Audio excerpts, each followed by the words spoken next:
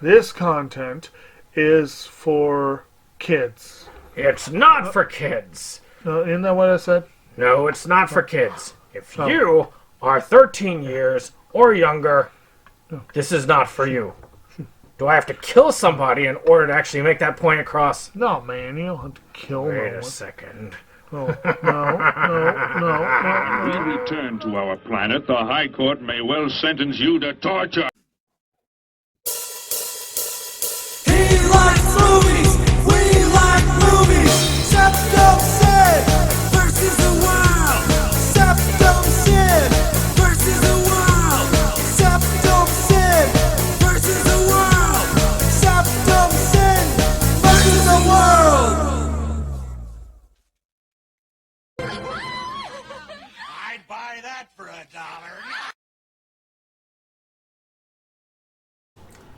Greetings, you're watching SeptumSin, and this is SeptumSin versus the world. I'm SeptumSin. So, of course, this is a movie review, and this is actually something that I haven't done in a while, which is one without a physical copy.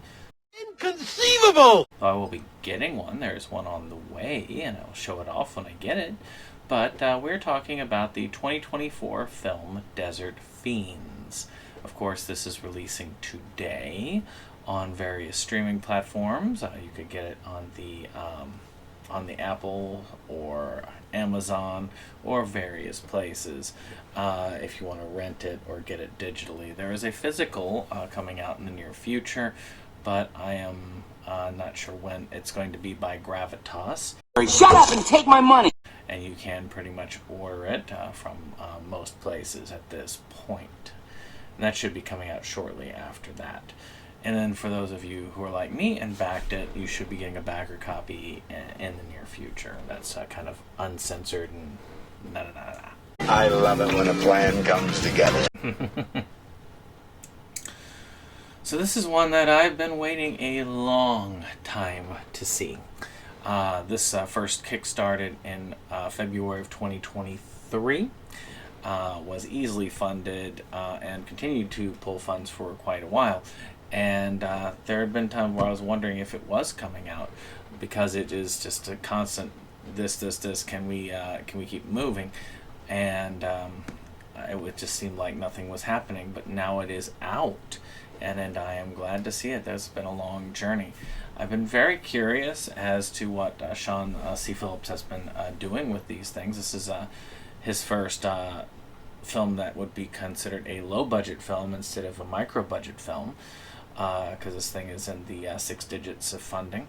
So, I mean, I've seen films like Woods Witch and Amityville Karen, and Woods Witch was okay, Amityville Karen was abysmal, and I am curious as to where this goes from here.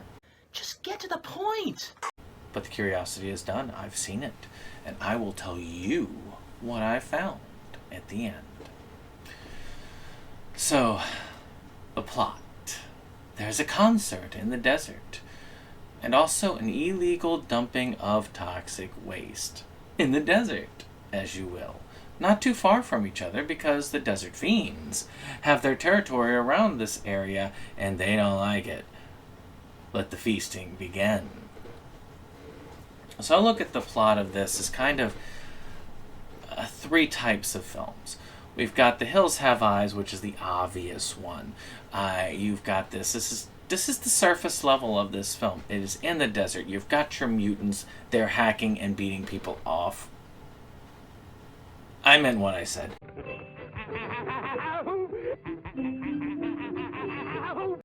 And they are also like cannibals and such. So this is what you get in that. The next connection, which I believe is much more thematically under the surface. So you get this on top and then a little bit under the surface. You have the Wrong Turn series, which has a lot more of the kind of disturbing, disgusting stuff. A lot of that incest, a lot of that other, it just is there. So yeah, I would say that this definitely has a lot of that Wrong Turn DNA in it, and I can feel that as it goes. The disturbing nature of this definitely falls into that category.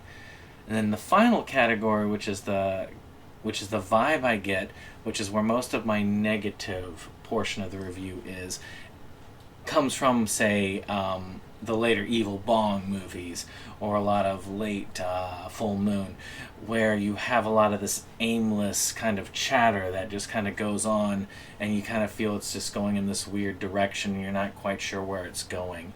Monkey's out of the bottle, man. Pretty much any Evil Bong movie after the third one is done. The third kind of went in that direction, but really 4 through 8 definitely all that direction, which is no direction whatsoever. Yeah, well, you know, that's just like your opinion, man. So, in the end, though, I mean, I think the characters are entertaining. You've got all these characters. You've got the people going to the concerts. You've got the people dealing with the waste management. And they are unique characters, and they are interesting enough. They warrant enough of my attention. But I do feel like a lot of the plot tends to meander a little bit, especially in the middle section of the film.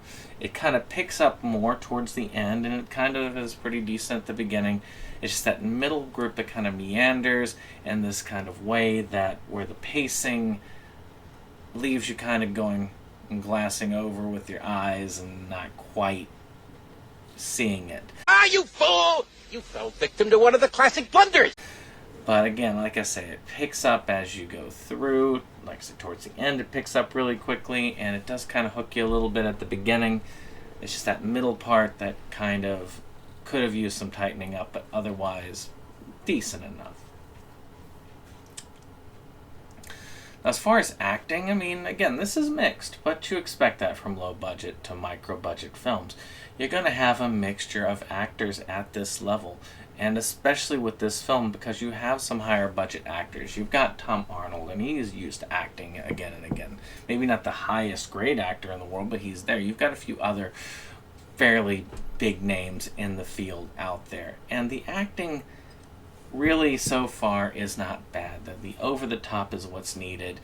Tom Arnold was one that I found was the most uneven of acting, because there were times where I thought he was like right on game. When he was doing the weird stuff like with the bird and all that stuff, that really showed me that he was on. I think he had interest, but when it was just like the basic scene of where he's talking to him, I really felt like he was almost checked out.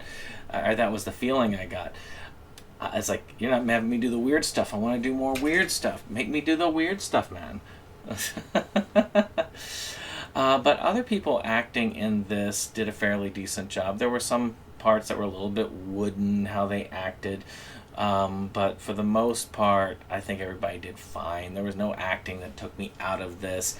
I like some of the over-the-top there. I thought that Sean did a great job acting in this particular one. I thought it was fun watching him go at it and do his over-the-top shtick. It was good finding Nicole Vegas, seeing her in this. It was great seeing a lot of the people who did what they did, and those over-the-top acting portions did land, in my opinion. Some maybe a bit too over the top, but in a movie like this, it's billing itself as a horror comedy and kind of being ridiculous. I think that is what you expect from something like this. Finally, I always tend to point out to people I know. I mean, you know, Kyle Rappaport, I pointed him out there. He has like a little thing at the end where he's a vlogger. He's one of the first ones that comes up in the credits. You should be able to see him if you are looking through this. Production design. Now, this is where this movie shines. I mean, this is just excellent. The production design on this film was at the level of a AAA movie. I thought this was right up there with things like Hills Have Eyes, right up there with Wrong Turn. The costumes were suitably disgusting. The effects were great. The splatter was excellent. I think those who love that sort of thing are going to be eating well with this. Maybe I shouldn't use the word eating well in regards to this film, but it's amazing how they did it. The settings in the desert, everything was great here. I have no negative notes for production design. There was no crappy digital. It was a lot of practical effects. This is an amazing piece of the film. To me, the production itself is one of the big reasons to watch this. if you have not seen this and you get a chance, I wouldn't necessarily pay the price I paid for the backer copy of the Blu-ray for it, but I would definitely be willing to pay the price for the digital purchase or even the Gravitas Films Blu-ray. I think that it's well worth it, especially if you like that sort of thing. The music was alright. I mean, there was nothing that got me going, oh, I've got to go out and buy the Desert Fiends soundtrack. You hear me say this a lot of the time. One of these days, I want to get to it, and I have said it before. It's just not very often. I think I said, actually, not that long ago. Maybe it was with Hacksaw. Maybe I said that with Hacksaw. But there was one that I had that I liked that much. I mean, the top of the line is I want to go buy the soundtrack and listen to it on its own. And it can't just have a kick-ass soundtrack, because it could have a kick-ass soundtrack and it goes nothing with the film. It has to fit the film. And this one has a soundtrack that fits the film well, but I can't separate the two. I can't listen to a few bars from this soundtrack and go, oh, that's what this movie is. Great. I think I got it, but just in case, tell me the whole thing again. I wasn't listening. But it definitely hits those notes. It does it well. I have no issues with the soundtrack. At the end, Desert Fiends is a movie I've been waiting to see for the last 2 years. And I'm glad I got to see it. I really think that looking at this tells me that Sean is growing as a director. I mean, Amityville Karen was one of the worst films I'd seen that year. No, the worst film I saw that year. There's no doubt in my mind. It stinks. But Woods Witch was an improvement. I've heard Amityville Bigfoot is good. I've got it. I just haven't had a chance to look at it yet. I think that this is an improvement, and we're getting improvement better and better. I think that Desert Fiends 2 is probably going to be even better. I really want to see Pay to Die. I really want to see Skate to Hell. I want to see these films that I have, that I've, to the point where I have contributed. I am very interested in seeing where this man goes, what he does, and how he improves as we go. So, was Desert Fiends the greatest film of 2024? Not by a landslide. But, was it a decent enough horror film? Yes, indeed. Well, last but not least, I do not rate these, but what I do is I try to come up with a few people who might really love this film. I want to find the people that actually will say, this is my favorite film of 2024. This is the film for me. I want to put this on at parties. I love this film.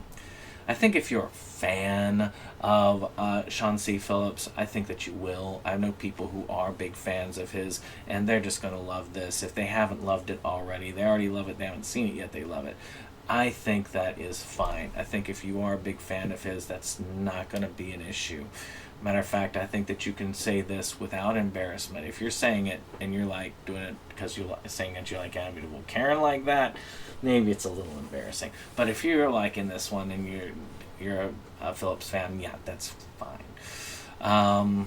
Fans of The Hills Have Eyes remakes. Not necessarily the old school ones. I feel like there is a difference in the tone and quality of those old Wes Craven ones versus the newer remakes. I think this has much closer a vibe to those remakes, and I think if you liked those, you will like this one without a doubt. I also think that if you like the Wrong Turn movies, especially some of the later ones, not the remake, but the regular series, I think that you will have zero issue with this one. I think you will enjoy it. I think you will get a lot out of it. And then finally, fans of splatter films. There's a lot of good splatter stuff here. If you like that sort of thing in a film, you're going to like it here. I mean, I'd like to say, yeah, everything here, it goes one after the other. I mean, these reviews, I'm working on them. I'm awkward. I'm trying to learn how to do it better, so I'm doing them every week to try and make it smoother, to try and make it look cooler, sound better. Same thing goes with everybody else. So, I don't know about you, but I'm very curious as to what this man has next behind him. Like, share, subscribe.